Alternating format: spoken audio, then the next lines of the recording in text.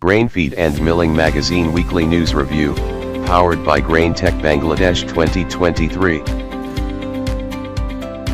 In terms of significantly increasing the loading and unloading capacity of the ship, what Yanju is thinking. Kingfish Maine gets the green light to build a new U.S. aquaculture facility. We are leading manufacturers and exporters of automatic BFFS, collar type, with linear wave filler.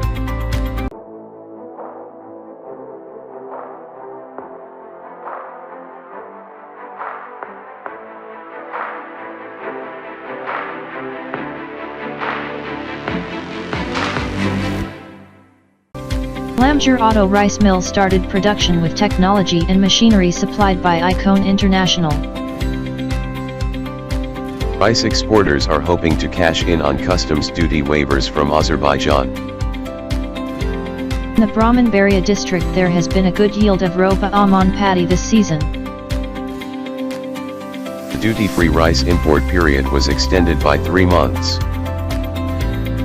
FAO 171st Council, Extraordinary Circumstances, Extraordinary Results. A regular advertiser.